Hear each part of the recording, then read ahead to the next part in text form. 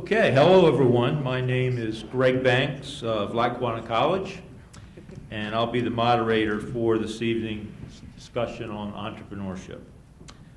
This forum is sponsored by Lackawanna College, the University of Scranton, and the Northeast Pennsylvania Technology Institute member colleges and universities.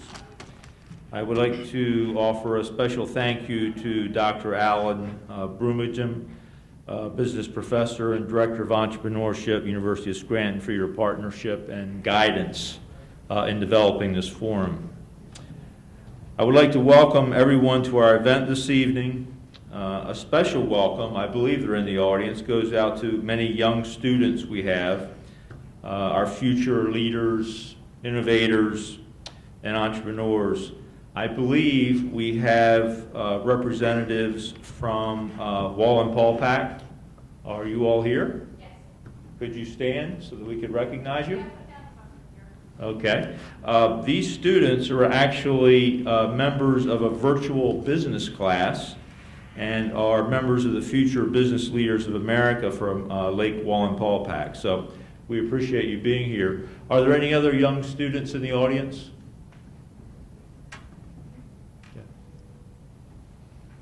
So thank you for attending. We appreciate it.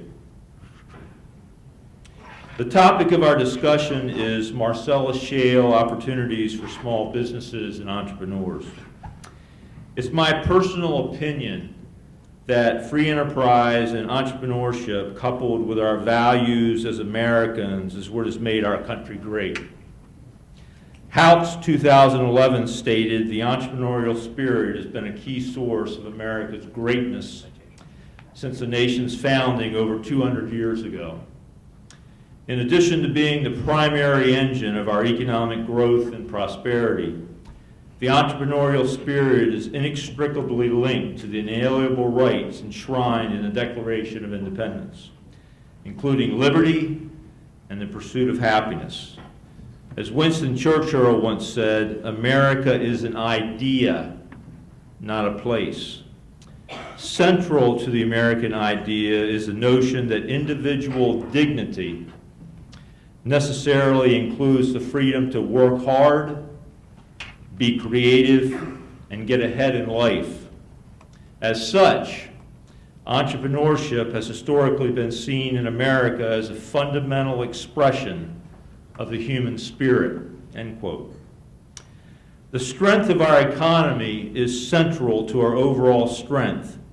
And given the importance of small business and entrepreneurship relative to job creation in the United States, it seems appropriate that we dialogue on the topic. According to Behringer and Ireland, entrepreneurship is a process by which individuals pursue opportunities with regard to resources they currently control. Some define entrepreneurship as the art of turning an idea into a business. The essence of entrepreneurship is identifying opportunities and putting useful ideas into practice. The economy in Northeast Pennsylvania is changing as a result of the discovery of natural gas and the subsequent effort to extract and transport the energy resource.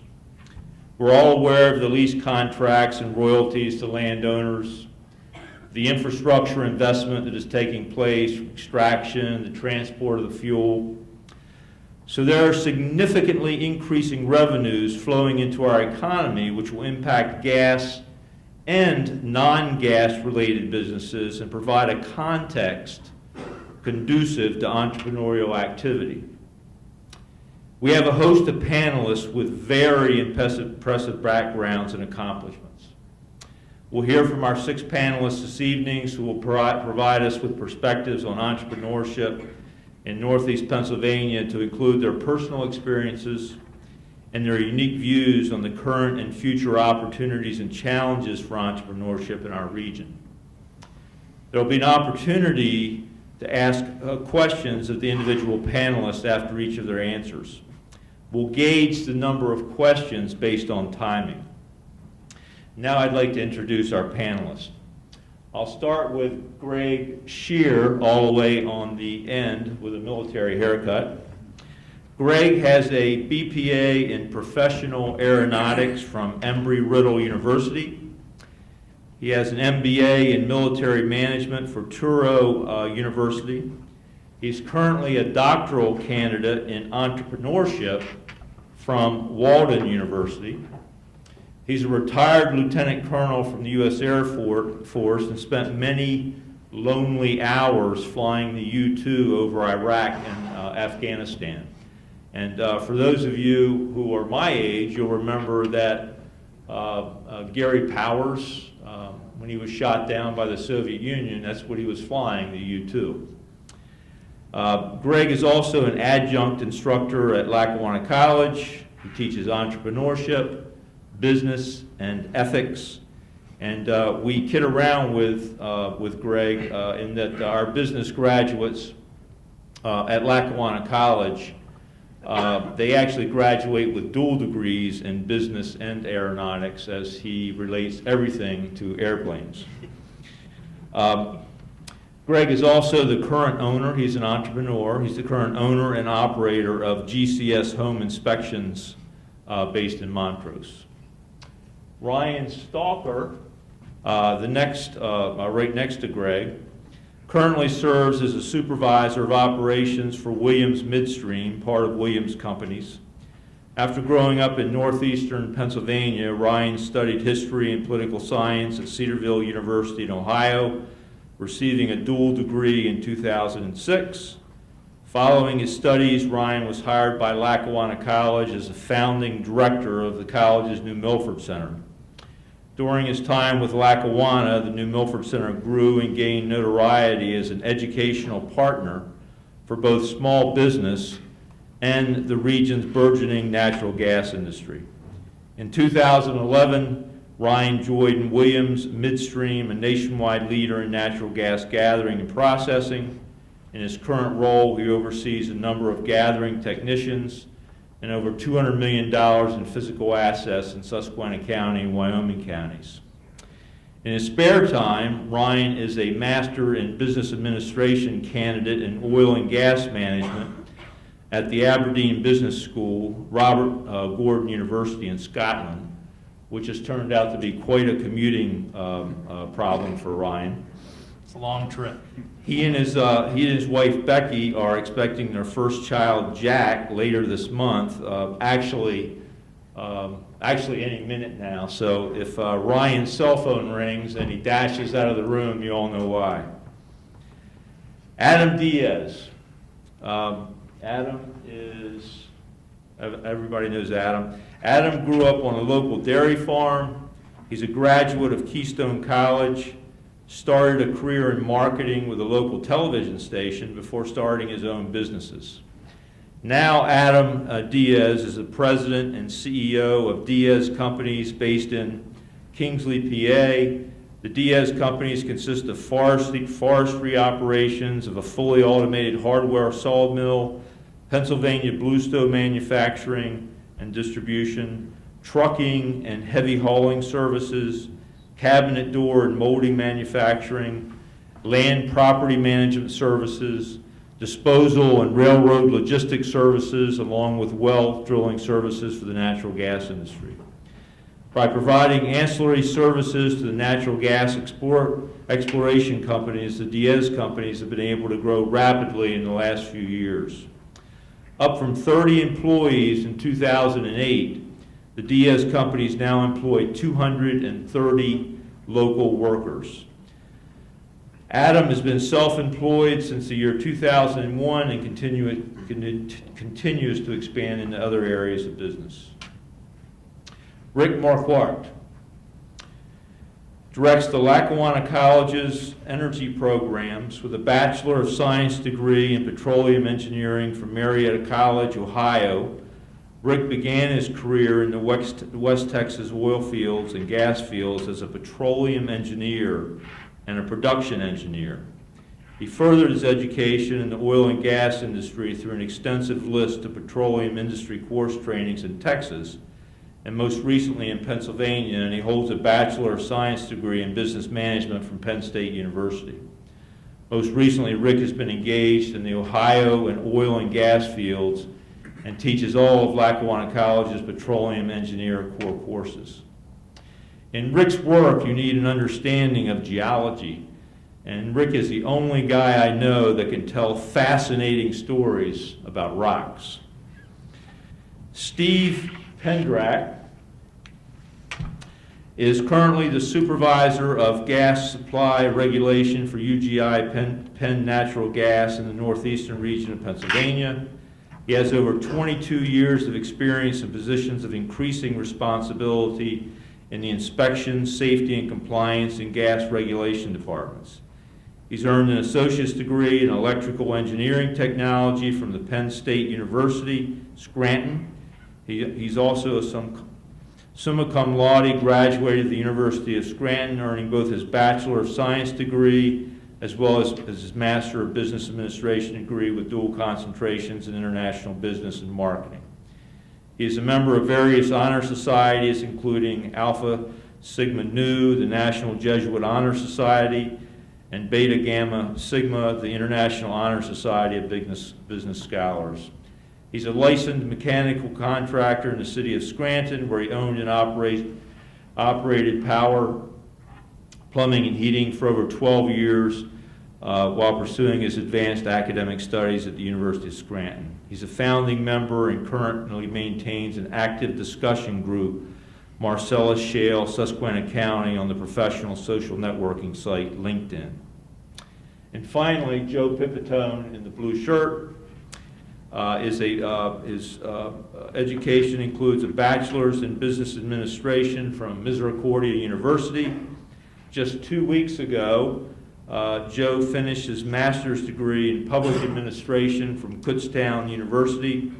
He wrote his thesis on, or his title of his thesis was, A Look into the Impact of Natural Gas Industry on Susquehanna County, PA.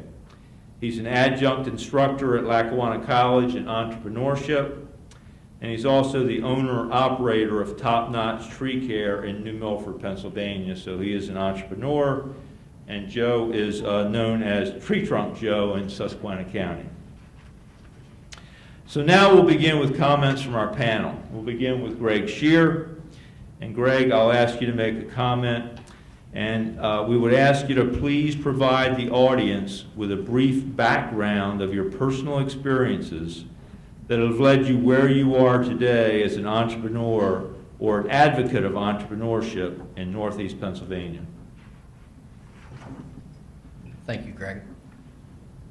For the media crew, is it okay if I get up and walk around a little bit? Not really, but if you want to. I'm going to. Thank you. My name is Greg.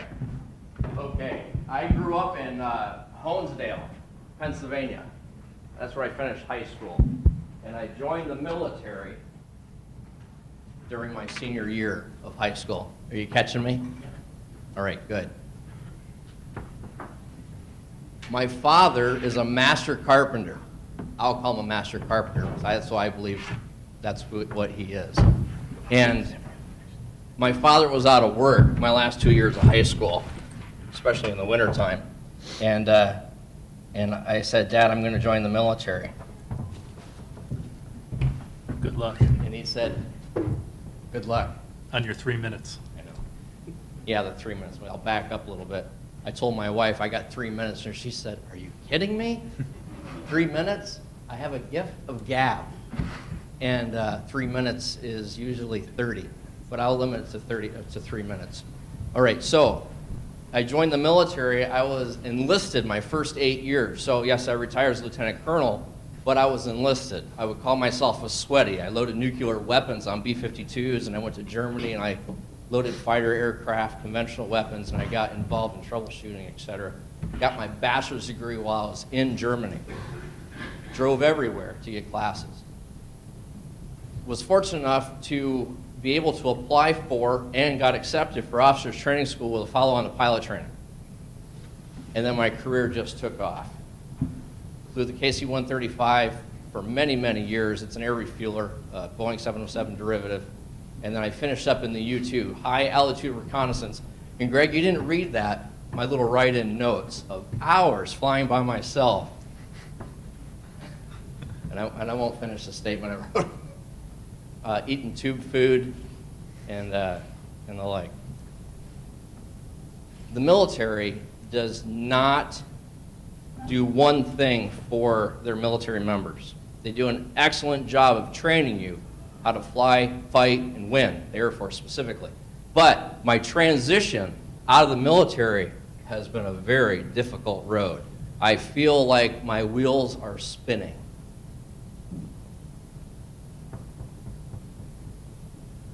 I don't fly for the airlines because I've been gone my whole career, and I don't want to be gone even longer. So I do home inspections. Remember, my father's a master builder. So who here knows what this thing is? It's a multimeter. I know how to use it. Thank you to the Air Force. Who knows what this is? Put your hand out. It's a worm. That's a rubber worm. I raise red wigglers at home. I do vermicomposting. I raise chickens at home. I build the chicken coops. I build the pole barn. I do a bunch of stuff. Sustainment is where I want to go with all this. Self-sustainment. I'd love to be off grid. I also produce biodiesel in my driveway, hence the pole barn. Who knows what this is? It's a very used S-wing hammer. All right, I use this.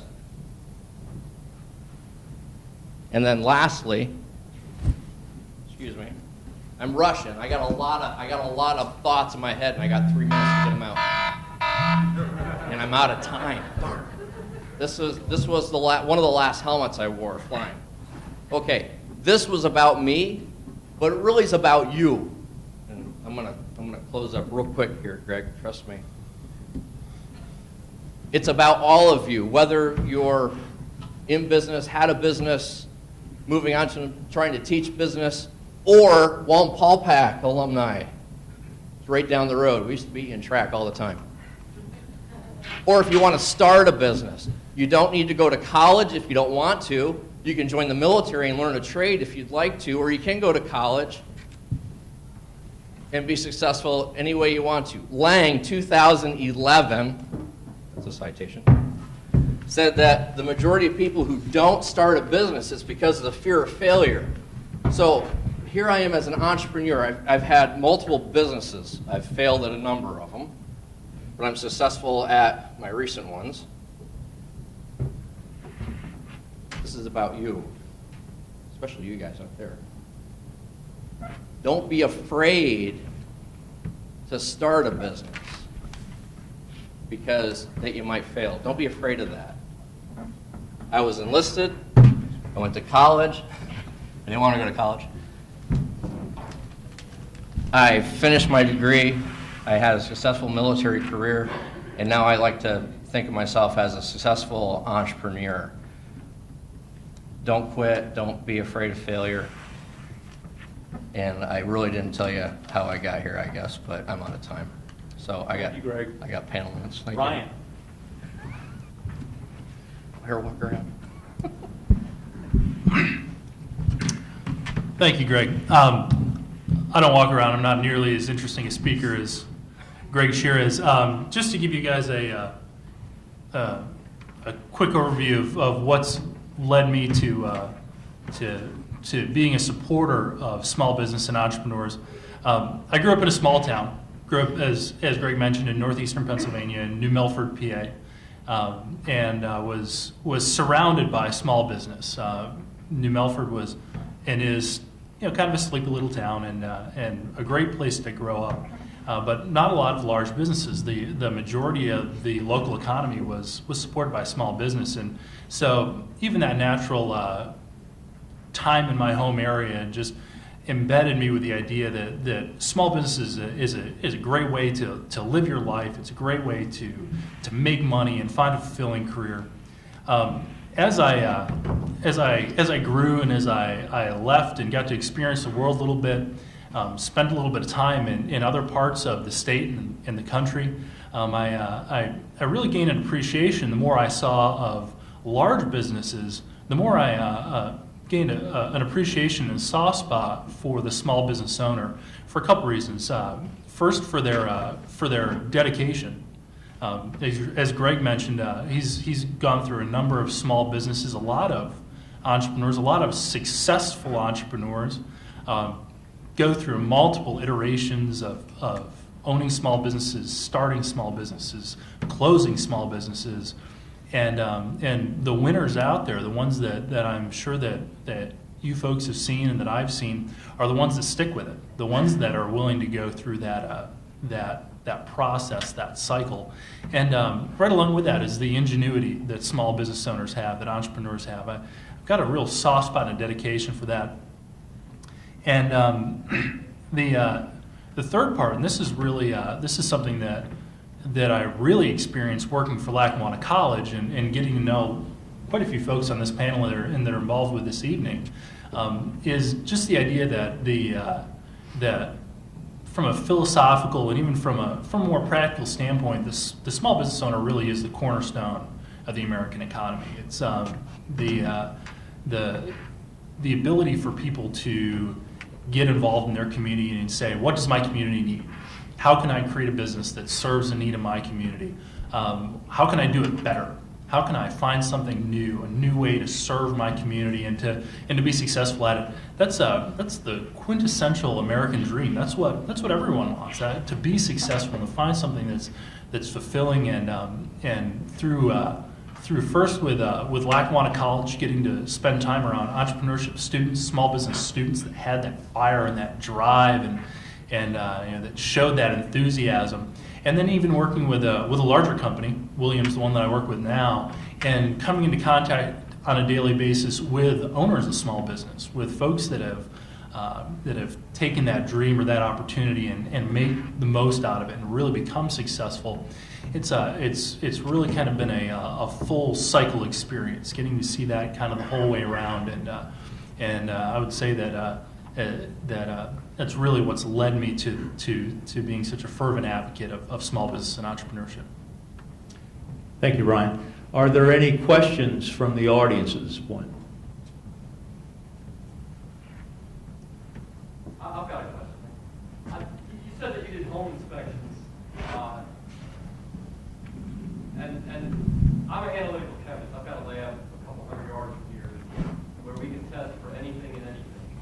And I think that if there's opportunities that have come here because of drilling for natural gas, some of them are in the field of chemical testing. People come up to me all the time and ask if I can test their well water. My students go to labs that are literally in garages that are doing testing of fracking fluids as subcontractors for the drillers. So I'd like to know if you're aware of any chemical testing that might need to be done in conjunction with home inspections or in conjunction with the drilling industry. That's a very good question. The short answer for home inspections doing geological type testing, the answer would be no. And here's why.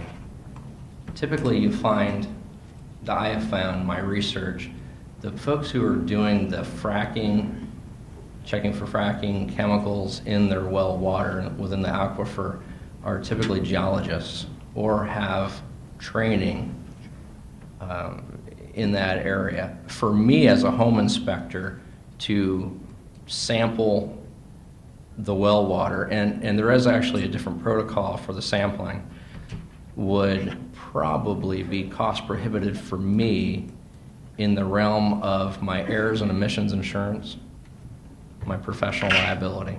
So the short answer would be no for a home inspector to do it. So if you find a home inspector that has offered up to do that type of testing, I would check credentials. Did I answer your question there? I think certainly part of it. The other aspect was the any sort of chemical testing that the drillers need done. And on this, I wasn't talking specifically about working for homeowners, but perhaps opportunities to work with the drilling companies to do chemical testing on the the fluids that they put down, the fluids that come up, and What I would like to do with that question is I think I should defer that one maybe to Ryan or someone who actually is within that industry. As a landowner myself, if they were to come drill within a certain bubble, they'll test my water. I don't know if it's a third-party test or if it's Cabot or Chesapeake, whoever is doing the drilling. We'll do the testing to establish a baseline, then to later determine, like the Dimick, the Dimick homes. But I'd like to defer that. Thanks. Rick Marquardt's going to have a little bit of information on this because he's got experience with what we call the upstream side of the industry, and I'm in the midstream area. When it comes to the midstream area, which is gathering pipelines, processing facilities, we actually do. We've got some specific areas where we use folks that do chemical testing, specifically gas chromatography. When a midstream company gathers gas from a producer, we want to know the gas quality. We want to know how many BTUs are in a specific amount of gas. We want to know if there are any other chemicals or if there's anything else in that gas stream that we either need to take out or we need to treat or we need to deal with in some way. And so we rely on a variety of labs around the country to do that gas chromatography for us. I'll give you an example of I would consider a mid-sized company that's moving into this area to do that is a company called JW Measurement. They're pretty well known around the country for doing things like gas chromatography. They give us the ability to send those gas samples out and find out what's in a gas stream. You're saying that with... Hold on one second. From the company that you just mentioned, do they hire interns like at college level so that when the kids graduate they have a good foundation of that, or do they prefer to have people that have more experience so they're not making mistakes? I'll answer that quickly, and I want to make sure I don't take away from any of the time for the other panelists. But the short answer is yes. Oh, absolutely. And Williams, I'll give you a 2-second example. I'm working with Rick Marquardt right now, and we take on what we call summer hires out of local colleges to do everything from, at our level locally, we do technical internships, but Williams has what we call the PDP program, Professional Development Program, where engineering students from around the country go and they do internships, or they'll do immediate postgraduate work. So a 22-year-old that's got a degree in mechanical engineering can go and and do entry-level engineering work all around the country. And so yeah, those opportunities are definitely available. Okay, thank you. Joe?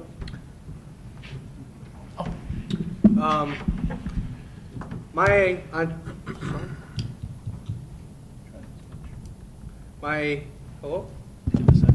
All right. My name's Joe Pipitone, and I own Top Notch Tree Care. I just finished my undergraduate at Misericordia 3 years ago, and I went and finished my master's degree in public administration. Basically, my entrepreneurial side of my life,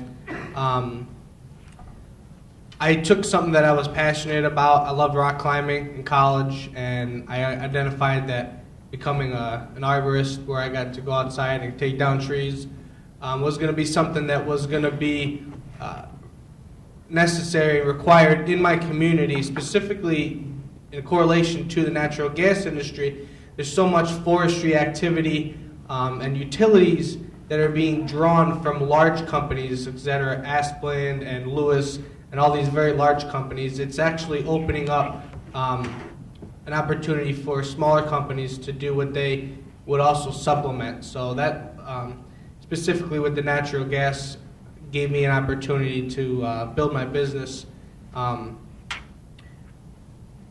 One thing that I'd like to just say, is, especially to the young students, as far as in general for entrepreneurship.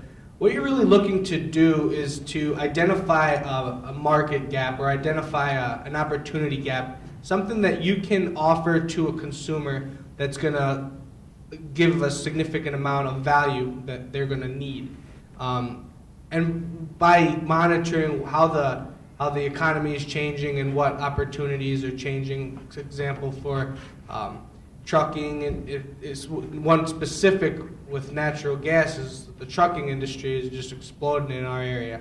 So just monitoring what's happening in your area and how you can fit into that equation. The one thing for me also that I'd like to mention is whatever you decide that you're going to pick, you have to make sure that it's something that you're passionate about, and there's really no skill that you could have that's a wasted skill, especially when you become an entrepreneur, because you have to wear so many hats. You have to be a marketing person, a finance person. You have to basically be a mechanic. In my job, I do so many different tasks.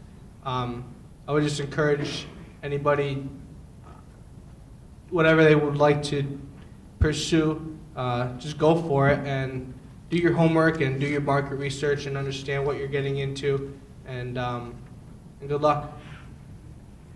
Thanks, Joe. Adam? Hi, everyone. I'm Adam Diaz. Question, I guess, is a basic background of how I got into what I'm into today. I grew up on a family farm and watched my parents work hard to make ends meet, but just barely for a long time, for a lot of years. Worked really hard and didn't have much to show for it. And went to school, went to college, got a degree at Keystone, and got a degree in marketing management. Worked for a TV station.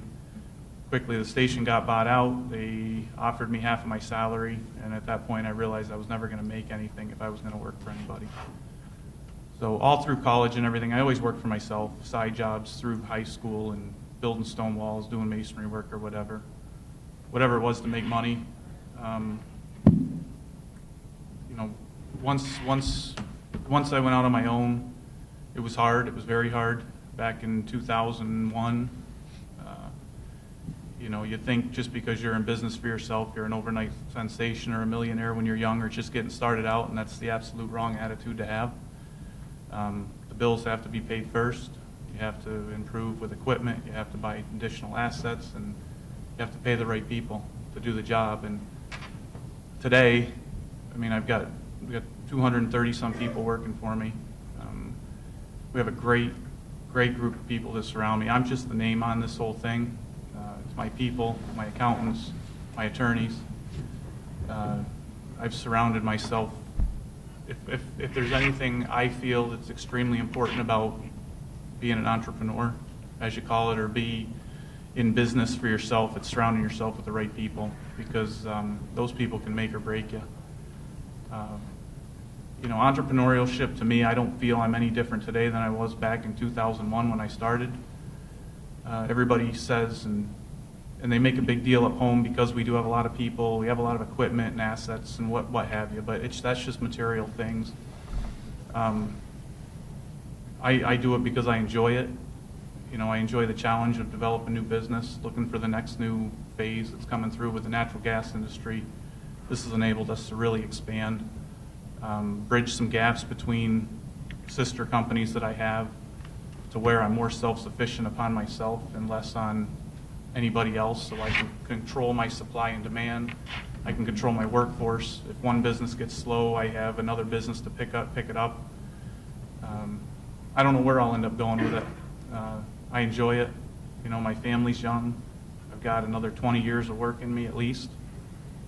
I like working long hours and taking chances, and that's what we've done. But that's pretty much a background of where I am, and I can't tell you where I'm going to end up. Thanks, Adam. Any questions from the audience at this point?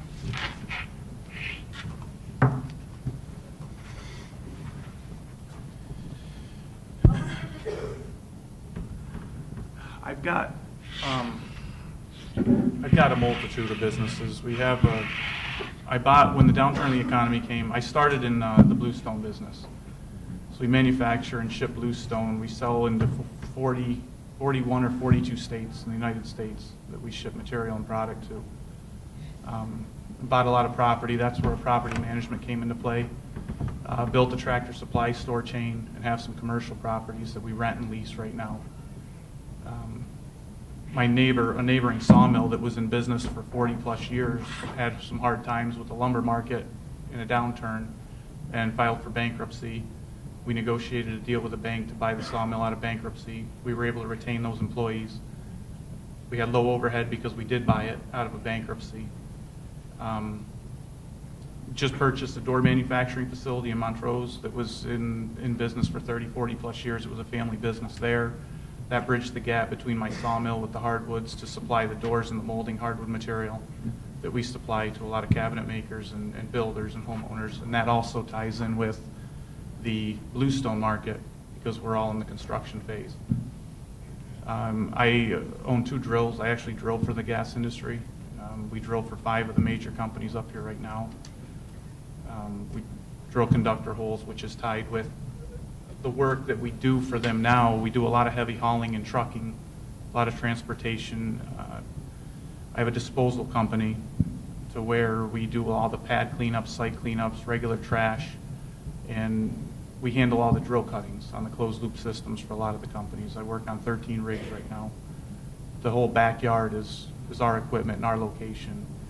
And with that, with the problem with the local landfills, that's where we developed the rail spur that I have. I have a rail spur in Kingsley, is to where we rail all this material out of the state. We have a multitude of them, a lot of different things. And Adam, this has all happened over the last 10 years.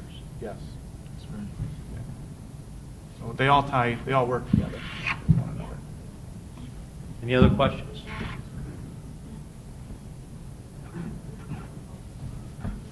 Mr. Diaz, you said that you grew up on a farm, Yes.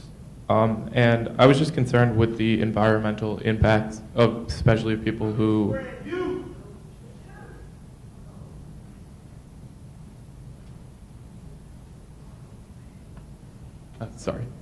just concerned with the environmental impact of people specifically who own and operate farms now and how they're having their land bought out and drilled upon. I'm not sure I fully understand the environmental impacts of the farm Yes. itself. Everywhere where we work, we're fully contained. We are strictly the drilling phase, is that what part that we're on. Environmental impacts, I mean, they leave a footprint when they come in, there's no question. I mean, they have to strip the topsoil, strip the land to build the pad. When it leaves, I'm not involved in the completion side of it at all. I have approximately 500 acres of my own that we're on now, and some of our property we do have some gas activity going on right now. I've seen the reclamation side of it, and I've also seen, you know, when it's muddy and rainy and everything else, what it looks like too. So environmental impacts, I don't, my own opinion, I know how we work and how we operate and the guidelines and the rules and regulations that we have to follow. They're very strict. We have a lot of focus on what we do. I handle the drill cuttings. I'm not involved with any fracking, or I don't know anything about water. I'm not going to pretend like I do. The solid side control, I've tested and done everything myself individually as an owner, just because I have so many people involved in the industry. I need to protect my interests down the road too, to make sure there's no long-term effect on properties or on my employees or anything of that nature. So I think for the most part, with the people that I'm working on their properties, they're generally happy. They're extremely happy. They're getting an income, obviously, but it's not all about the money. They like to see somebody local with us and my companies working there that they know they can talk to, they can trust, and they're more comfortable. It's not like somebody out of the market or out of the area from Texas, let's just say, is coming and working in their backyard. So I think they're pretty happy with it. Last question, then we'll move along. This is more of an entrepreneurship question, but obviously you're very diversified. How did you, or what was the thought process that you were going through as you identified the various opportunities that you have become involved in? Well, For instance, when I started the disposal business, my accountant and I were interested in the gas industry and toured a gas pad. And at the time, being from Kingsley or Montrose, the time we were on the pad, I noticed one of the company men having an argument with their container supplier. What I noticed from a small market is a lot of people, you have to be willing to take a chance, and if you're going to play, you've got to be prepared to play. You got to invest, you got to have the equipment, you got to have the resources to be able to take care of the industry.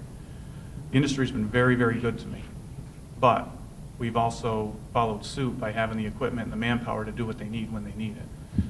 And this individual at the time wasn't, and my accountant looked at me and he said, "You're going to buy a garbage business."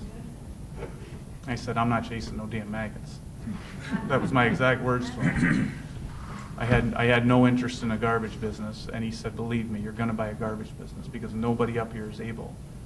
And where I can compete with the Waste Managements of the world and people like that is they're too big, and their service isn't there. I mean, we're on the clock 24 hours a day, 7 days a week, and we get calls at 3, 4 o'clock in the morning. And if they need a can, you best take it out there. And as long as you do that, they pay you a fair wage, they give you a fair rate, they allow you to make good money, you better show up. Rain, shine, rain, sun, snow, whatever, you got to have your wheels turning. I have a quick question. Has the passion for rock climbing, is it still there? Well, I don't climb rocks anymore because when I climb trees, I make a lot more money. But where I was going with that was I was trying to express that there's really no skill that you can attain in any part of your life that you won't possibly somewhere later on be able to draw from that. So yeah, I have a master's degree in public administration, but I can tie a figure 8 knot and go 100 feet up a tree and take it down, you know. And so I guess yeah, I still climb. I love it. Hey, Greg. Steve. Good evening, everyone. I'm grateful to Dr. Brummagem and University of Scranton and Mr. Banks and Lackawanna College for their joint entrepreneurship program, for presenting this program tonight. And even though Adam's a very humble guy, it's a pretty impressive story that he just told us the first time I met him. I believe that fact-based discussions like these serve to provide the public with first-hand accurate information about the industry, and I think that's very important. As Mr. Banks mentioned earlier, I'm employed by UGI Penn Natural Gas as a regulation supervisor.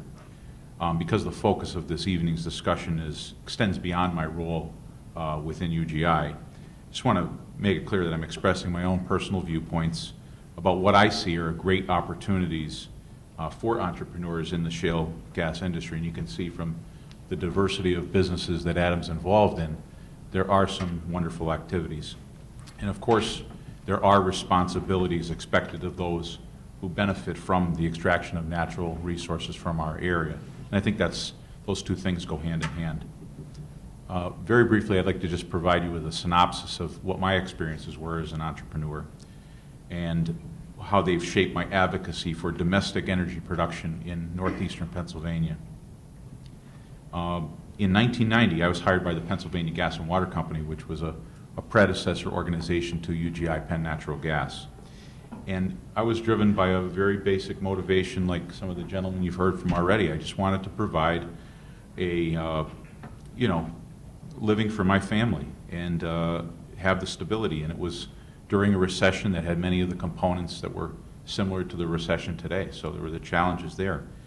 And what motivated me as a small business owner were really a couple things. I was directly generating income myself, and I liked that part of it. And then there was the independence of pursuing my own interests, which working for a company you can't always get.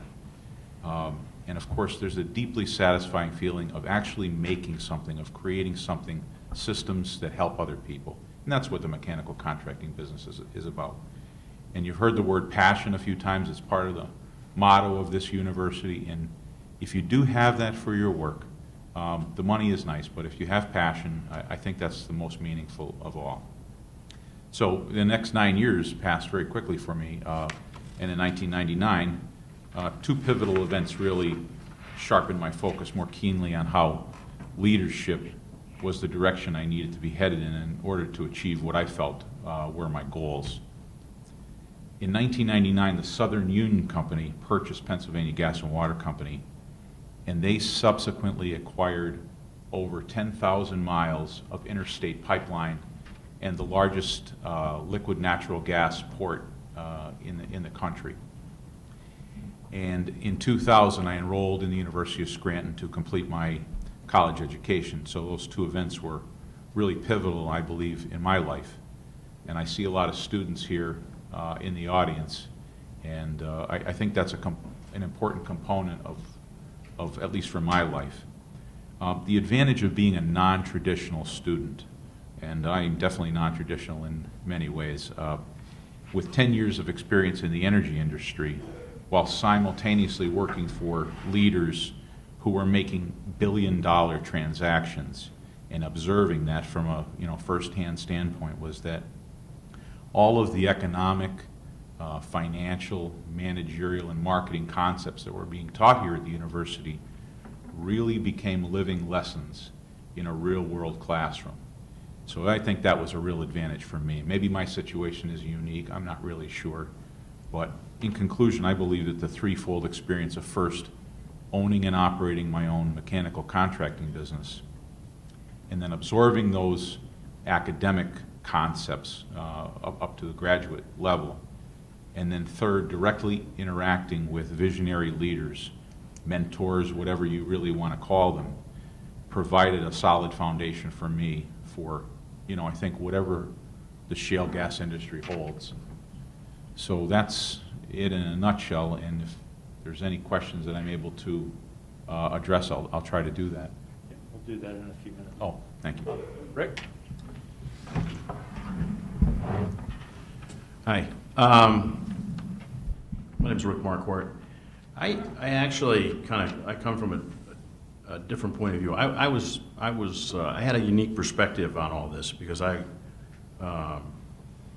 was a petroleum engineer. I worked in Texas. I saw it all. I designed casing. I drilled wells. I did built pipelines. I knew the business. I worked in it, and I was living here in Northeast Pennsylvania when it got here. And I've got a couple companies that we started, and we've been working in it since about 2007. But I think one of the things, and then just real quick, then Lackawanna College approached me, and I had also looked at it, and they were very serious about doing a science-based, petroleum engineering-based 2-year associate's degree program that I inherited. I didn't start it, but I'm part of it now. And this is our students are direct resources for this industry. So that's a little background. One of the interesting things I think, and maybe it's more of it's a slow growing process, is I had the opportunity to really sit back and look at what happened. It was, we live in an area where there was no basic knowledge or any knowledge whatsoever of an industry, and I knew what was coming. I appreciated the fact of how big this thing would be, and where it could take us. And I know it's been a troubling, really 4 or 5 years of a lot of information out there. But from an entrepreneurial perspective, I think the headline it should be, there's nothing going on out there that's being imported from another state or another industry that we can't do ourselves. None of this stuff is unique. We have students that have graduated last May, and one of them is going to be working for Ryan, a $50 million compression station. I mean, we can develop the people, we can develop the skills, but from an entrepreneurial perspective, it's all about services. And I've counseled some of my friends who have gotten involved in the business, and one of the things was what Mr. Diaz said, is the industry runs 24 hours a day, 7 days a week. And the product they're producing is significantly devalued if something goes wrong. A drilling rig is like a whole factory, and if they need a part and it can't run, there's a tremendous capital expense sitting there doing nothing. So a great, one of the things we can do is run hot shots. Just go pick up parts, but you got to guarantee to do it 24 hours a day, 7 days a week. The industry requires exactly what Mr. Diaz says, is a new paradigm on how we do business. And I've heard people complain, well, it's not a 7 day a week. It's not a 5 day a week job, but the industry doesn't run that way. And as far as business people, what I see is we need to flip our thinking, because they're the customer. They're the ones paying the bills. So we need to think about what can we do for them and how best to do it. And what do they need? The whole idea is they are the customer now, and we're providing services. And when you take that and then you put the homework in, there are numerous, many. I mean, I heard a gentleman talking about testing water. Absolutely, there's water testing needs out there.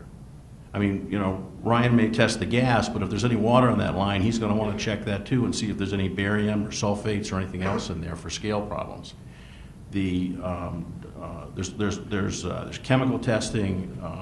Williams has a great list here of all the types of things that need to be done. But I worked as a company man for a major oil and gas guy in the field. I was a production engineer, and we never owned anything. These oil and gas companies, they don't want to own anything. They have engineers, they have geologists, they have some infrastructure, they own mineral rights or they lease mineral rights, but they want to contract everything. The idea of owning drilling rigs is really somewhat of a new concept that Chesapeake did. But on the other hand, all the services, if they can get services and they can get it local, and we can undercut the price of anybody coming out of Louisiana, Texas, Oklahoma. It's amazing. We have welded, fabricated equipment being shipped all the way from Oklahoma and Louisiana that goes on these locations. My gosh, we have some of the best welding fabricators and engineers locally. We've got a machine plant over here. We can do this if we all get together, the communities, but as entrepreneurs, it's all about doing homework. Mr. Diaz did his homework. He did it before some of us, and he can show, so there's proven results. But there's anything, the information's available on what these services require, and that's my 3 minutes, I guess. Thank you. We're going to hold the questions for a second because I want to move into the second comment that I'm going to ask each of the panelists to make, because I think it's very important that we get to this tonight. And we will give everyone an opportunity to ask questions during this phase of it. We'll go through the same lineup, and Greg, I'm going to ask you to make a comment. From your vantage point, what are the current and future entrepreneurial opportunities and challenges for Northeast Pennsylvania to include sustainability? By sustainability, we are referring to long-term planning in this region so that we avoid another coal boom and bust type situation that occurred here in the past. Right. When you talk about sustainability, you go through value chain analysis with Porter, you do 5 forces, a number of things. As management students, those of you who have gone through business classes probably have learned some of that stuff. For sustainability after the fact, after the gas drilling is complete, and let's say the gas is depleted, establishing a business that is actually going to be viable throughout that time frame, that's going to be a real challenge. Now, people have to have places to stay. People need homes. For me, home inspections, it's one of the many things that I do, and I know I do have a methodology about how I approach things, and so you kind of looked at me like I was a chicken. I had a chicken on my head, going nowhere with all my thoughts, but it's the entrepreneurial spirit that I let uncage for a moment. What you need to do is you need to be able to cage that spirit and direct it into something you believe that's going to work. Now, Joe talked about entrepreneurial gap. Behringer in Ireland also spoke to that in their entrepreneurship textbook about finding the gap. Well, that gap is going to be ever changing, so you may have to morph with the needs. Adam Diaz is a perfect example of that, where Adam has diversified. So like Adam said, if one business is down, the other businesses can pick up the slack. You may have to do that from a personal view. I don't always home inspect. You notice I got a hammer and I have a multimeter.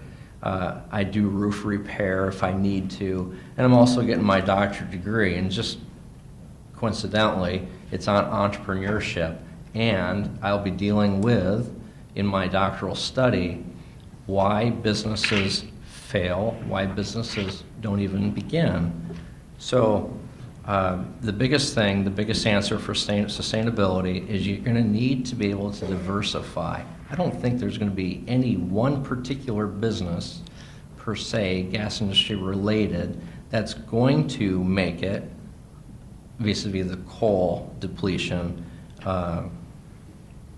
in the area. You need to be able to diversify, engage that entrepreneurial spirit, and direct it into other areas as required. Thank you. Any questions from the audience?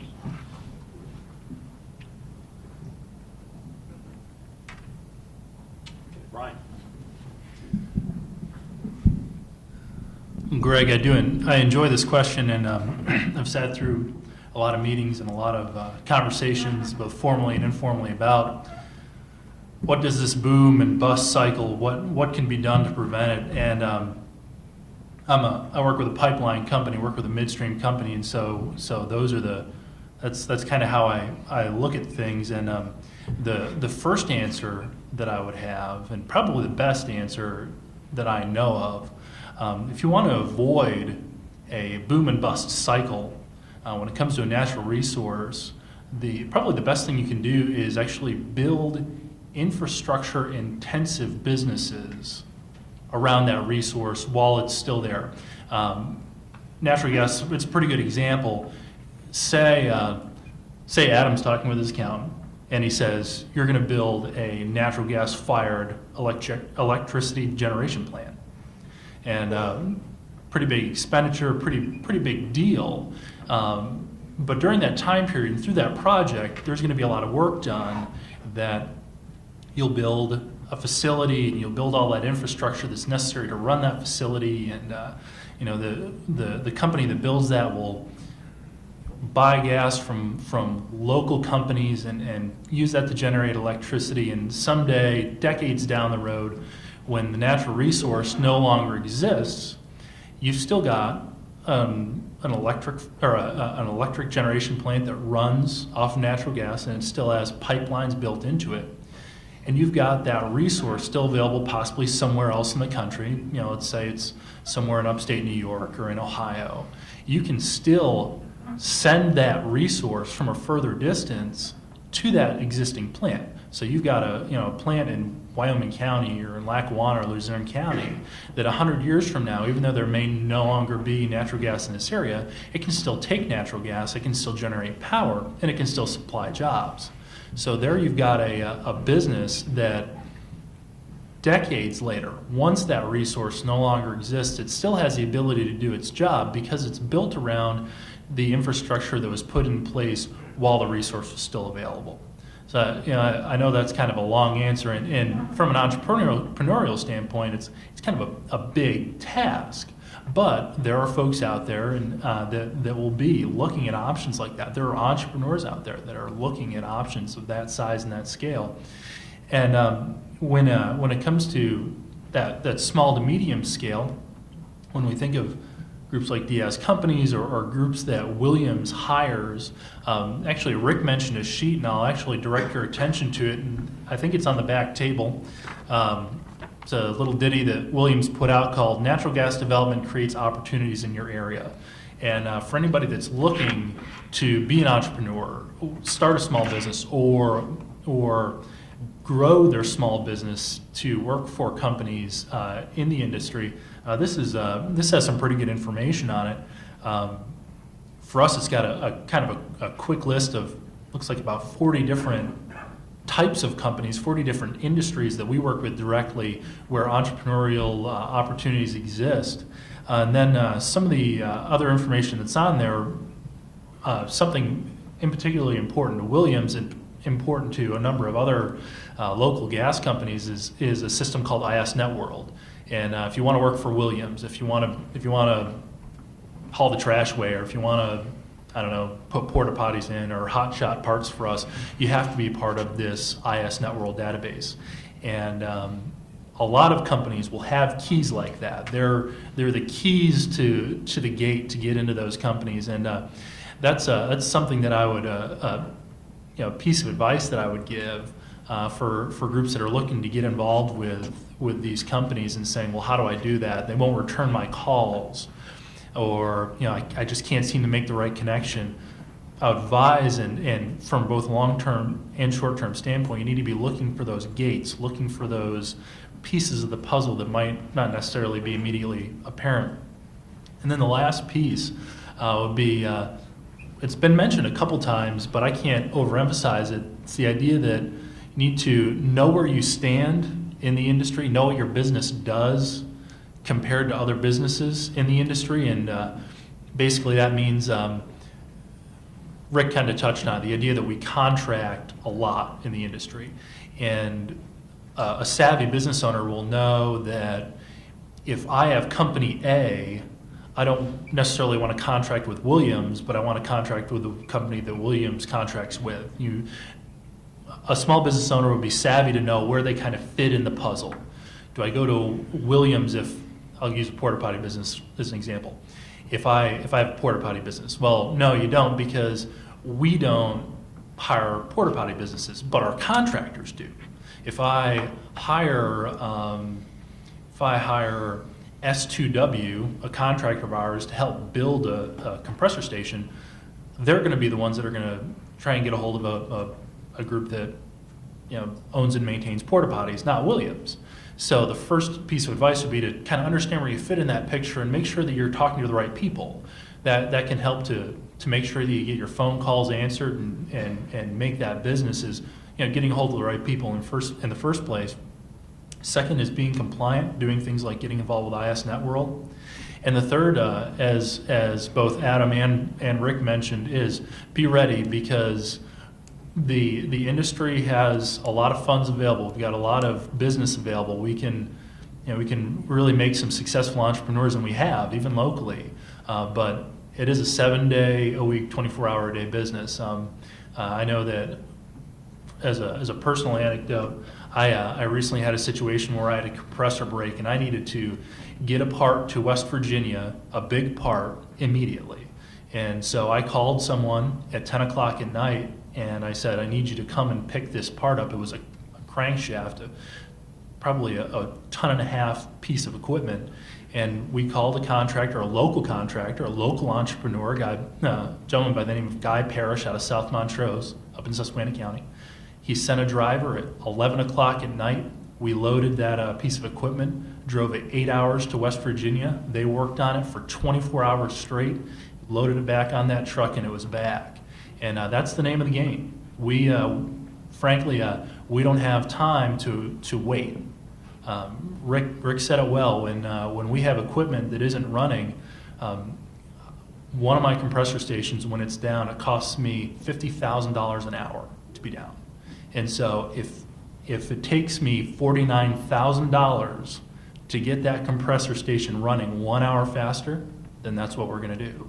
And so as small business owners, as entrepreneurs, have that attitude. Be willing to say, you know what, if I need to come out at 2 o'clock in the morning and turn a wrench for you, then we're going to be out there at 2 o'clock in the morning, because that's how you're going to get those calls back. And that's how Adam's been successful. That's how a lot of other local companies, Lindy Corporation's another really great example, Guy Parrish. These companies that have been successful with us have had that attitude, that can-do attitude. Thank you, Ryan. Joe? In my thesis, I had did some extensive studies in boom and bust cycles, and one of the things that I would personally identify to avoid a bust cycle, and Ryan stole a lot of my thunder because I agree with everything he just said. One of the thesis statements that I'd like to share is to plant a seed for natural gas utilization and consumption. Right now, we're in the development stage, and we're in northeastern Pennsylvania. We're developing, extracting, and producing a product. Example, natural gas. How many people in this room have a car? A car. And how many people buy gasoline to run their car or petroleum? How many people run their car on natural gas?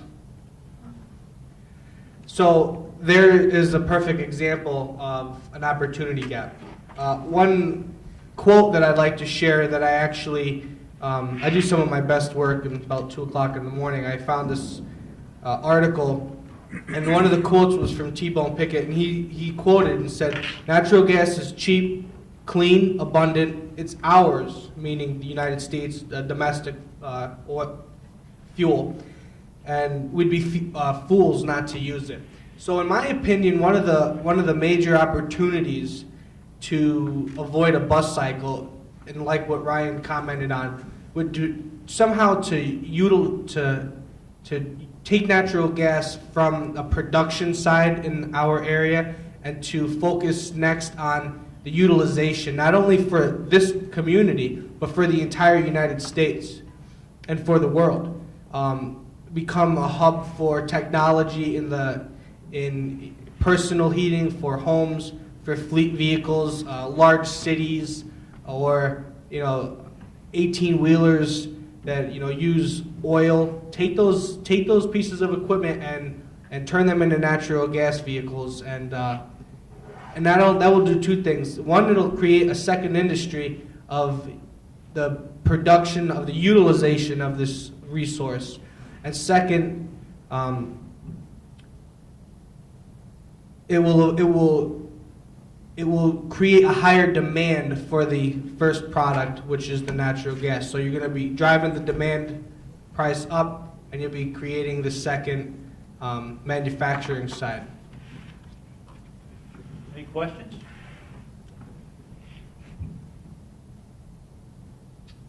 Adam?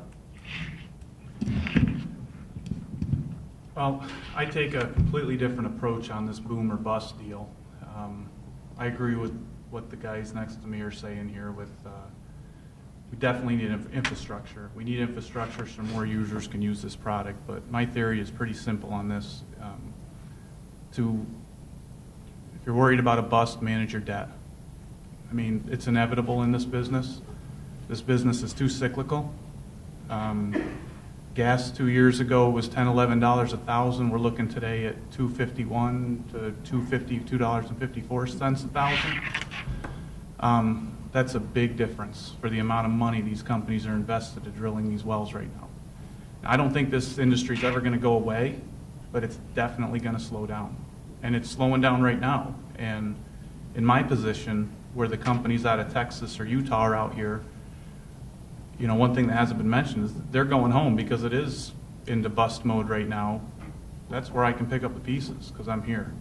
So there's a lot of opportunity, but to me it's simple. Just manage your debt. If I have 50 trucks on the road, if I'm only running 25, it's not going to hurt me. It'll come back, and when it does, we'll have the equipment ready to go. I don't like it, but it's the reality of working in this business. You have to manage your debt and your cash flow. In any business, really. Any questions? The slowdown that you mentioned, lately there's been a lot of talk of the slowdown. Isn't it a self-induced slowdown? If you're not making money, you're not going to keep going. Well, but wasn't it self-induced so that sometime in the projected future that's when it'll kick back in again? Like the companies induced the slowdown themselves and saying, there's not enough value in the gas right now to keep on. There's not, but they have a real predicament because they have so much leaseholding right now that they have to try to maintain that ground that they have bought where their expenditures are out already.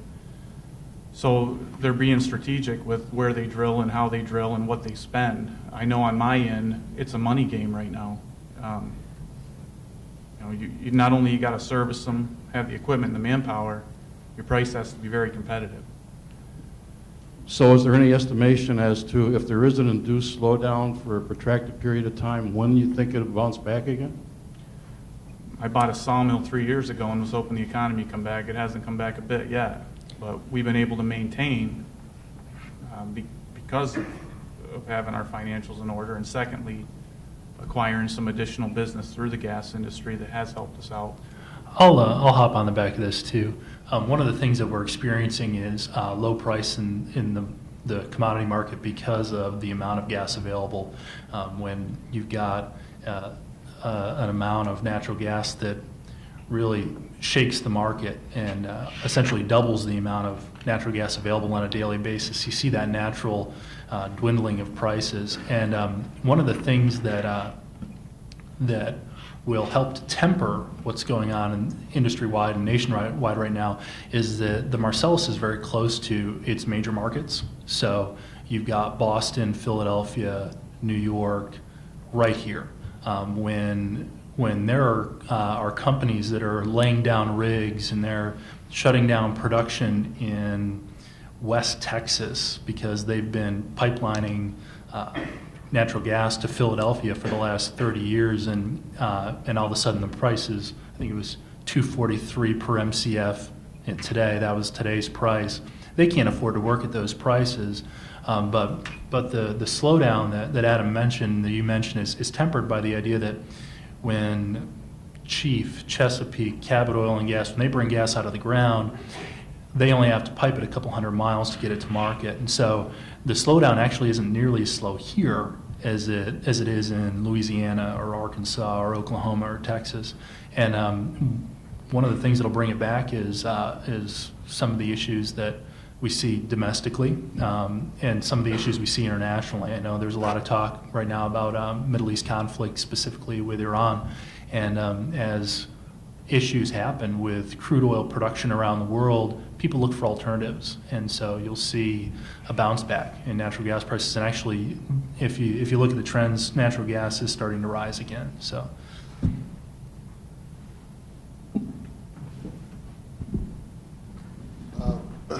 It was mentioned that a gas electrical generation massive unit be built, and where is anyone doing that in the States? I don't want to give a lot of hearsay, but you hear stories, and the permitting process for something like that is massive. The amount of paperwork you have to go through before you can put a shovel in the dirt to build an electric generation facility is immense. But we hear stories on the production side, on the midstream side, about companies or individuals that are looking, or really it's groups looking to build facilities like that. If you look at Procter & Gamble in Mahoopney, they actually built an on-site facility, and they've got a big patch of land where they're manufacturing, and they put in a number of wells, and they're buying what we call electric gen sets, and they're producing their own electricity on site, and they've actually bought generators that are so big that they're now actually selling electricity back into the grid. So they're powering their own facility, and it won't be long before they're actually making money off of the resource that they're being paid to bring out of the ground. So it's for whoever's thinking up there at P&G, they've got it figured out. The question for anybody on the panel, I don't know if anybody knows is there anybody that's close to breaking ground on like a larger scale generation? Is anybody aware of that? UGI has quite a large number of peak shaving electric generation plants that are powered by natural gas or LP gas. So that's there. We have quite a few facilities that are currently doing that. Thank you.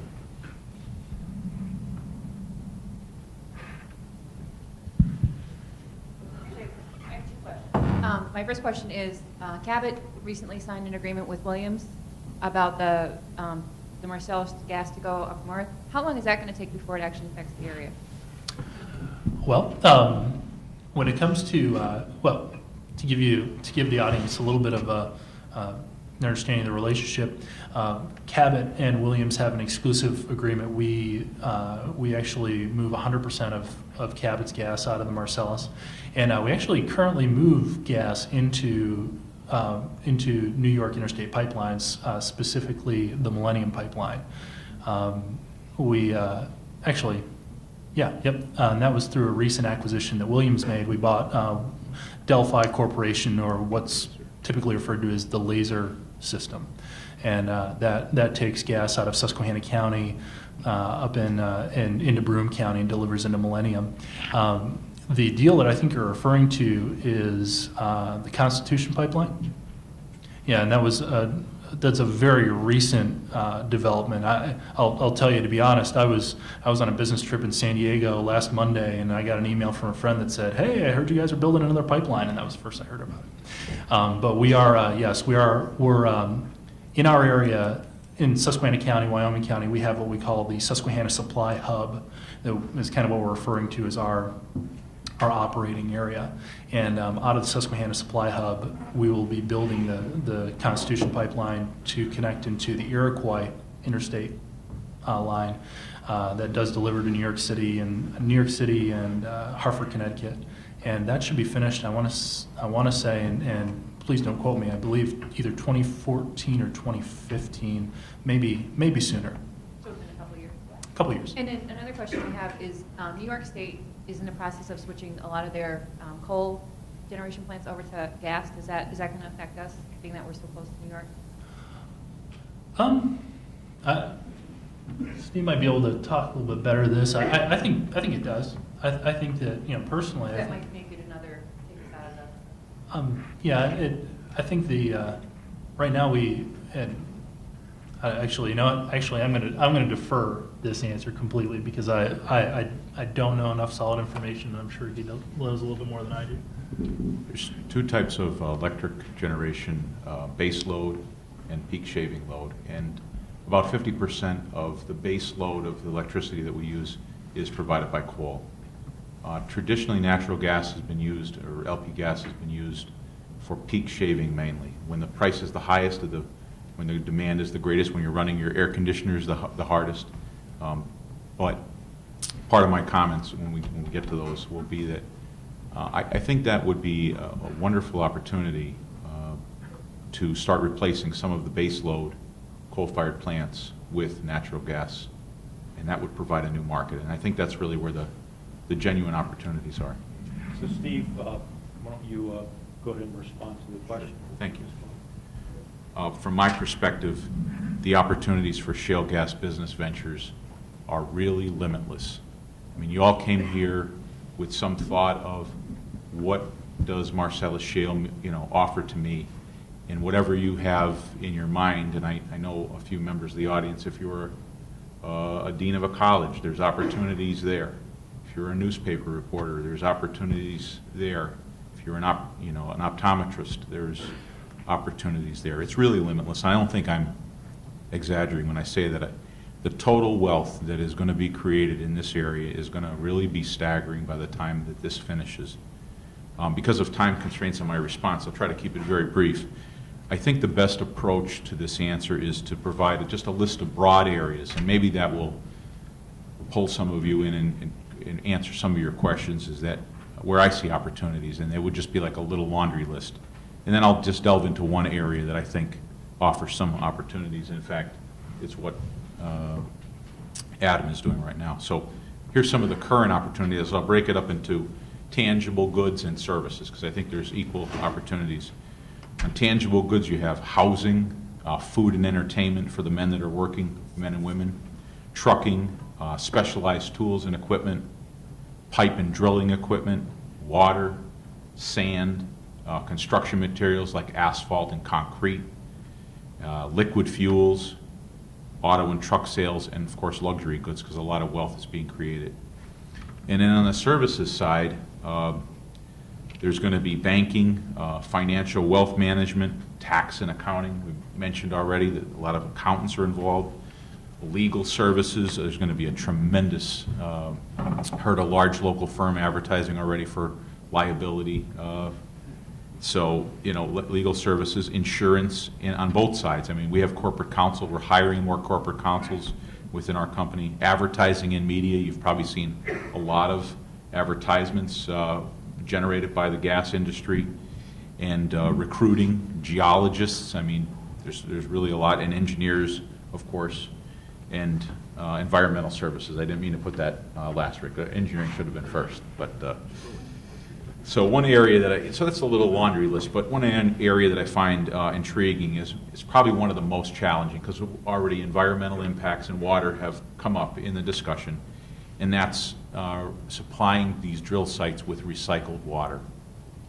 And the average hydraulically fractured well requires really millions of gallons of water to complete. I think this is a huge opportunity for engineers, environmentalists, and drilling companies to collaborate and develop solutions that support the triple bottom line, and that's sustainability. There's the economic, environmental, and social aspects of it. In fact, you just saw Cabot, I believe, donated $1 million for a local hospital. So that's the social aspect of sustainability, and they're giving back to the community, and I think it pays dividends for them as well. I was exposed to a small book here at the University of Scranton, and I think it really addresses a lot of ethical ways to proceed in business, and that's Father Bill Byron's book, The Power of Principles. Read that book, and that will answer just about any questions you have about operating the right way and, you know, operating responsibly, as you mentioned. It's a very simple thing. Be responsible in your business. We try to do as much as we can ourselves. So that's the kind of what I see as the current opportunities. The future, I really think, requires a bold plan, because this gentleman was asking about whether the industry had kind of gone into a contraction that was self-imposed. And yes, it is, because I really enjoyed economics courses, and it's really a supply-demand model, price determined, and the price now is being determined because the supply is not going to go away. I've heard estimates that this is the second largest deposit of natural gas in the world, and some people are saying that it's the largest. But again, those estimates vary. But that supply is not going away.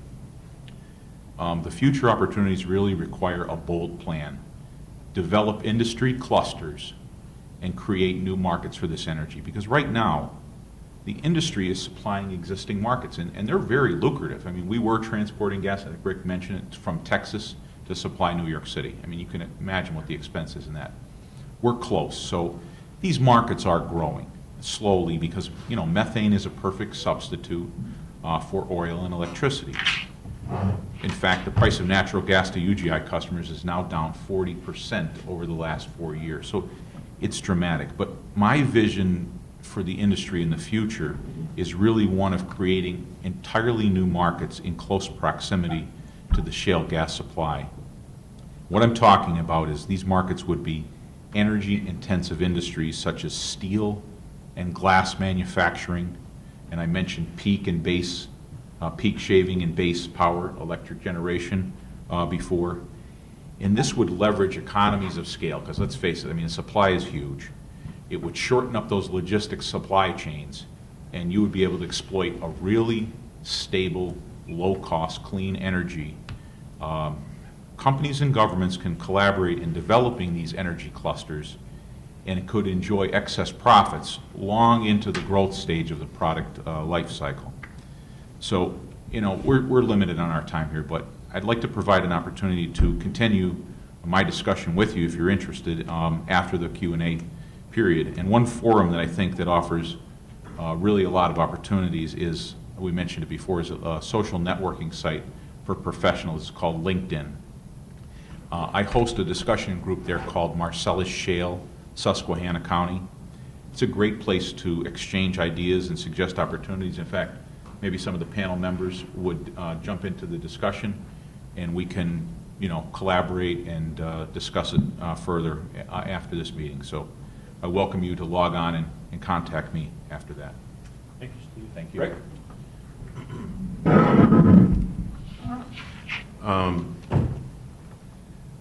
I just want to add, I think the supply side's been covered well. And there's actually a gas characteristic here locally that's important. The natural gas produced in Northeast PA is what they call dry gas, and which means and this dry gas is extraordinarily dry. It's almost all methane. And the reason this is important, as soon as you go west of maybe State College, and for all those oil fields, and even if you're talking about Oklahoma, Texas, whatever, you're talking about wet gas. There's condensate and oil is co-produced with the gas. And the processes to extract those heavier hydrocarbons like propane, butane, and on down, larger molecules, becomes complicated, expensive, and as soon as you start to deal with liquids, there are messes. And one of the great things from an environmental perspective here, and I don't want to but it is a dry gas, and there are no liquids produced with it. There's co-produced water, hydraulic fracturing water, which is easily separated. But my point about that is, to create sales opportunities for this product, we don't need refraction. We don't have to crack the gas with these giant refractoring refineries. You could call them. They look like refineries. We don't need any of that. You basically, if you had a natural gas car and the right regulation system, you could pull up to a wellhead or a downstream of a wellhead and fill up your car. This is unique to us, and everything that everyone said downstream here this is what can give us an edge around everyone else. Because we need to be selfish about our region. Because at the end of the day, these shale plays are the source of oil and gas for around the whole world. We now know that this is where the oil and gas came from. So anywhere that there was oil and gas produced anywhere in the United States or internationally, there's a shale play somewhere nearby. So now we're back to, we have to compete for oil and gas companies or the economics for them to produce our natural gas. So this is an asset that we should play, which will play the supply side to our benefit. I just wanted to mention that because I don't see it talked about, but it's very important, and it's a great substitute for any liquid production. That's it. Great point. Before we open it to Q&A, I want to thank everyone for attending this evening. Also want to thank the panelists for sharing your passion for entrepreneurship, your experiences, and your ideas. Your comments were absolutely terrific and insightful. And I know I learned a lot personally by listening to your comments. You are making a real difference in our region, and I think you're real role models for young people that are coming up that are interested in being entrepreneurs. I think our future is very bright in Northeast Pennsylvania as a result and because of people like you sitting on this panel. So with that said, are there questions? We'll open it up to questions. I have a question for Mr. Pendrak. If I would like to convert my personal automobile, which is run by gasoline, to type gas to extract it, what would the problem be to convert my car to run on natural gas? Do I retain the same type gas tank? Are there changes, conversions in the engine to do this? Because the way the price of gasoline is going, we're all going to be bankrupt. Something has to be done. This is where we need people right now, this very minute, to start converting our automobiles to other than gasoline. Now, we know there's always politics involved in pricing. We know that it's controlled, but we're sitting on a great potential. We have to convert it. We have to start doing. No, we have to get our scientists out there. We have to get these people going. That's how I feel. It's putting dents in the budgets of consumers. That is an excellent question, and I think it really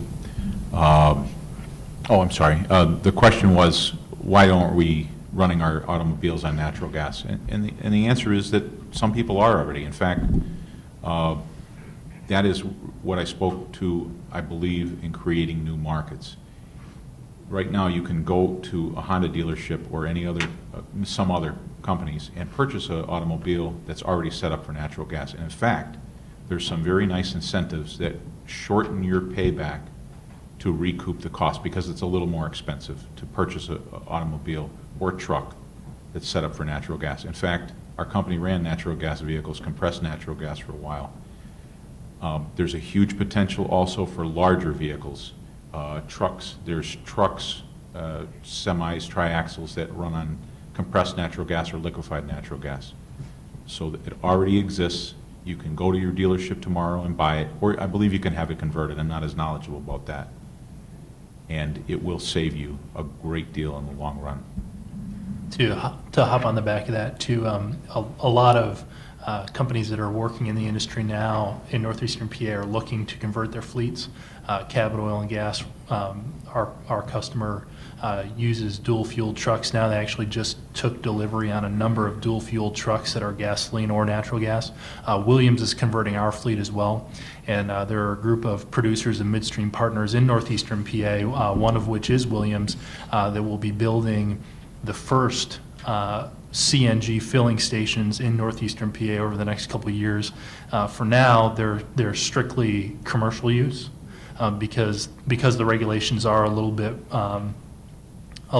different when you start to actually sell natural gas to the public as opposed to using commodity that you already own. But I know that is there are plans over the next couple of years to create a long-term sustainable CNG infrastructure.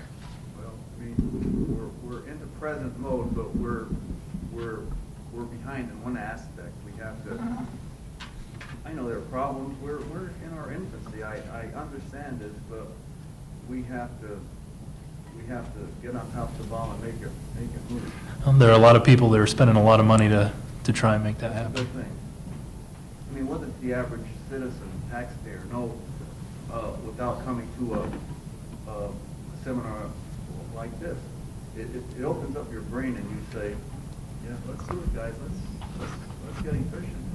And that's really how I started my first comments, is that this is important. There's a lot of misinformation really out there, and the fact-based discussions such as these that's going on in the industry is important for people to be part of. Just as an aside, there was a CNN article yesterday on CNN.com from T. Boone Pickens that Joe passed along. And he was making the point, because he's a huge advocate, for those of you who are familiar with T. Boone Pickens, of natural gas. And his point was that he has transitioned to natural gas for his car, and he has a facility at home to do it. And now that gasoline is at $4 a gallon or moving up, he pays $1, the equivalent of $1 a gallon for natural gas to drive to work, and he's a billionaire. But he was obviously making a point that natural gas is a huge opportunity for the United States economy and our resource independence.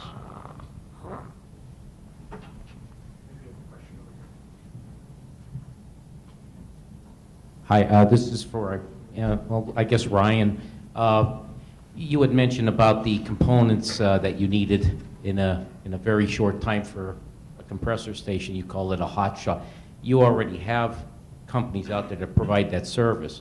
What would help somebody who wants to get into that business? And how do you go about doing that? That is a great question. In fact, I'm very glad that you asked. The steps, and I kind of alluded to them a little bit earlier. The first step that a small business owner has to take is to say, well, what do I do, and how does that fit? The hotshot business, it's a piece of jargon, so you'll have to forgive me. Hotshot driving is delivery on demand. It's the guys that you call in the middle of the night and say, I need you to take, to deliver me something when UPS isn't out delivering. So a guy that owns nice ton truck and has a nice flatbed, if he so desires, you can slap a sticker on the side of that truck with your last name on it and, file to be an LLC and by gum, you can be a hotshot driver. Anyone could do that, that has that equipment right now. And once you decide that, once you say, this is my business and this is where I fit, the next step is to get compliant. And I'd mentioned ISNet World. That's our compliance system. When someone registers with ISNet World, they're asked questions like, how long have you been in business? How many accidents, what we call OSHA recordable accidents, have you had in the last so many years? Have you had any fatalities on the job? What kind of insurance do you have? What's your total liability insurance? Questions along those lines about your business that help us to kind of get to know you without us having to set up, a long meeting to go through all those questions individually. Once someone's registered with ISNet World, for us, they would typically the steps go, they would solicit business from us. We would get them in touch with ISNet World. They would get into the system and become compliant, and they would solicit us for business. If I have something that needs to be done, I'm going to look for the best value, the best overall value to get that job completed. And the main driver, to be completely honest, and I've alluded to this before, is that time factor, because the stakes are so high with a profit loss standpoint. My first priority when I need to get something done, I'm cost conscious. Obviously I'm not going to spend 10 times the amount of a service or a product to get that. But the more important thing to me is that I get it immediately. And then, I need to be cost conscious after that. And so I need a diverse number of contractors for a lot of jobs, because if Joe Bag of Donuts hotshot driver can't get me a truck until tomorrow, even though he might be a little less expensive, I need to go to another company that can make that combination of expense and time work better for me. And so we rely on a large number of contractors. So know where you stand, get compliant, and get involved with companies. Those are really the steps. I want to jump on that too, just because I've been through this before. That's true. Somebody in your situation, I don't know what you have or what you own, but if you're the Joe Backyard guy, and Ryan works for, Williams is one of our customers. The ISN network, yes, that is a requirement. There's also an MSA process, which is a master service agreement you have to have.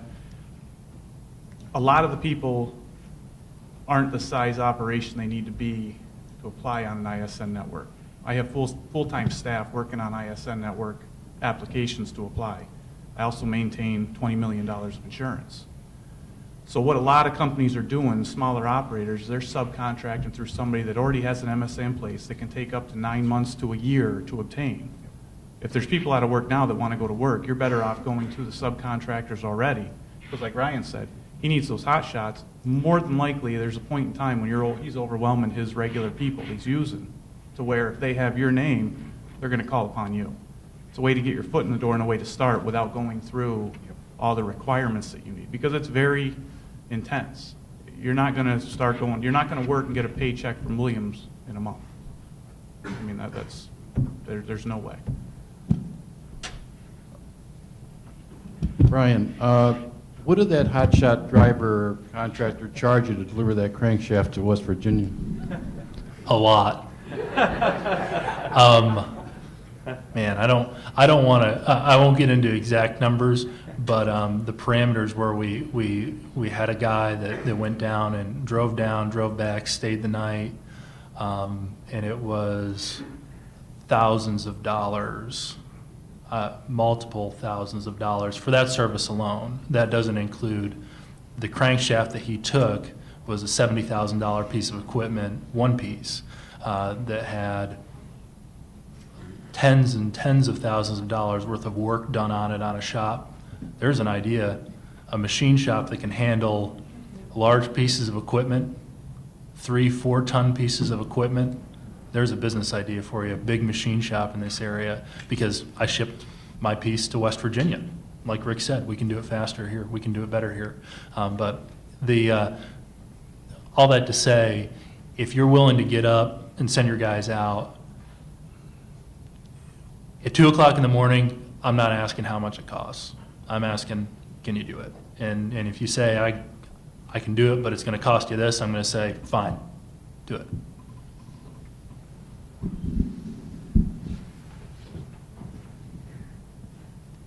Great presentation, great format. LinkedIn was mentioned in the LinkedIn forum. 2 questions. Are all of you gentlemen on LinkedIn, and is there a piece of paper with your contact information so that we could hook up if we chose to on LinkedIn? Yes, I'm on LinkedIn. I'll be available for a short period of time afterwards. You can get my contact information.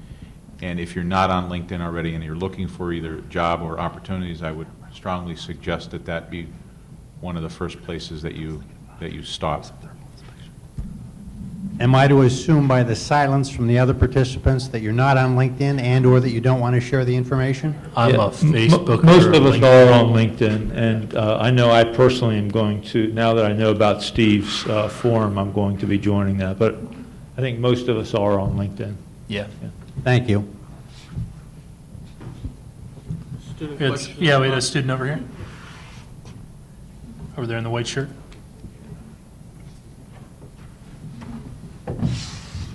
I was surprised. I thought maybe you wanted a home inspector. So I had a question. But I'm on LinkedIn. It seems like we have this great natural asset of the natural gas, but it seems like so few homes are able to actually get the natural gas piped to their house. That you make a good point, and I think that the distribution network is going to actually change as the price goes down. But you have to realize that we've talked about some heavy costs, some expensive costs throughout this discussion, and the cost to put the infrastructure in place to run a pipeline, it is very expensive. So there has to be some type of payback period. But you are seeing multiple companies now looking at opportunities to put pipes in the ground. And do one other thing. If you haven't actually seen the Marcellus Shale business, do yourself a favor, get in your car and drive from Tunkhannock to maybe Mashopin, and just look around as you drive by, and you're going to see some activity that is quite unbelievable. So there's pipes going in all over the place. In fact, I'll one-up him. If anyone wants to come to the Williams Tunkhannock office, we'll give tours. We'll get you out and show you how some of this stuff works. And Adam owns some drilling rigs, which are things that Williams, that my business division does not own. But between the producers and midstream partners like us, we can kind of show you around. And young man, maybe you could be the entrepreneur to make it happen. I'll give you my business card before we go.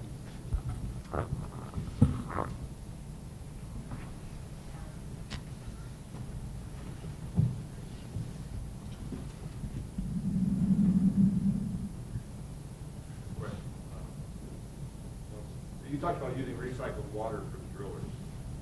You always hear about the drillers taking water out of the ponds or the rivers. Are they actually using recycled water for the drilling portion of that?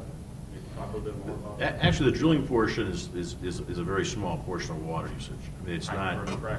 The hydraulic fracturing fluids is where the volume is. One of the issues, I mean, they're working with recycled hydraulic fracturing water. They have down, if you look at Southwestern site down in the Fayetteville in Arkansas, I mean, they have a complete. It's interesting how they've built the complete infrastructure they put in holding ponds, they put in pipelines to deliver the water, taking the truck traffic out. They've recycled it to a point. The issue with recycled water is really is the salt ions. That's the real problem, and it's not toxic. The salt ions are pretty much some of them. I mean, it's just like salt water. Really, what you're picking up is the Marcellus is an old Devonian sea, and you're picking up all the solid ions that are there after the evaporation. So the fresh water goes in and it picks this up, and that's the real issue on recycled water. So there's evaporation going on. There's minimization. But it's a process, because those ions do, there is concern that some of those processes affects possibly some of the treatment parameters or the chemicals they use. How much of the water is actually being recycled versus fresh water? Is there any estimate on that? There's numerous papers out there that have looked at that. Different companies have made reports. Probably the best news is right now that most of the hydraulic fracturing fluid never comes back. It remains, over a mile, below a solid rock. So the actual total treatment volume coming back is really maybe an average of 10 to 15%. First of all, I'd like to say thank you to everybody for the panel. I think this was an excellent topic to cover, and we all appreciate it greatly. Just a question for the entrepreneurs as far as trying to get a business established. You had talked about the IS network and an MSA. Can you give an idea of a realistic time frame that it would take an entrepreneur that was really kind of starting out of the gates? How long roughly it would take them to get set up and compliant? I could give you the pretty answer, and Adam will give you the real one. Best case scenario for Williams, and Adam had a pretty good point. We're a large company. We have, we want to protect ourselves from liability, and so admittedly, we make this the process, specifically the ISM process. It's not something you can just trip over and make happen, because we need to be able to trust our contractors. But I've seen companies go through the MSA process in between a month and 2 months, and that depends on who you have doing it. And Adam mentioned he's got folks that are devoted full time. Typically, what we see with small businesses, GL Parrish, a company, the company that supplied that hotshot driver, they're a little company in South Montrose. I think they've got a total of 30 employees. They took a person and just dedicated them to getting the ISN compliance, the MSA created, and then requisitions for service put into place. And I think they took that person off of their other duties for about 2 months to go from, hey, can you use our help, to starting to do business. Yeah, I do. Williams is great. I mean, they're definitely good. All the companies are, but the issue you're going to face right now is that they are in a downturn, and the least amount of MSAs is the lesser amount of liability for the companies that they have out. And right now, honestly, it probably is harder to get an MSA than it was when they first initially moved in here and they needed all those services. That's key to it, is having somebody that needs your service. They're going to push it through for you. If you don't have that, it's going to take some time to do. The other thing I'll snag onto the back of that is when we talk about downturns, take 2 seconds to differentiate parts of the industry. There's what we call the upstream part, which is where Rick hails from. That the drilling and completion side, getting the gas to the surface, that's what we call the upstream portion of the business. There's what I do, which is the midstream, and then interstate pipelines, which is downstream, and then where Steve comes from, which is delivery and distribution. So there's really 4 parts if you include delivery and distribution, and different parts deal with different cycles. Really, as you move from the edges, you've got distribution and delivery, which is very market driven, and you've got the upstream, the drilling portion, which is very market driven. So they've got big cycles. The midstream and interstate pipeline system is actually pretty boring. We don't experience a lot of those same cycles, because when you put pipe in the ground, it's not going to be a thing where the price of gas is too low and you say, well, we're going to rip our pipe out of the ground. That asset is there. And so, again, the idea of knowing where you stand, where do you fit in to the industry? If you say, well, I fit in with pipeline, then it's going to be a little bit smoother road than a company that might fit in with the drilling or completion side, where you're riding that line when it comes to the price of gas. So that's something to take into account too.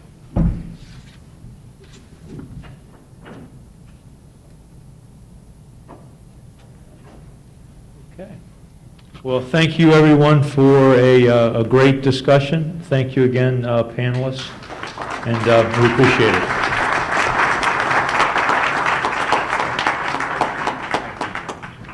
I would also like to thank, by the way, the Small Business Development Center for helping out, and they have a display in the back. So thank you, Lisa and team.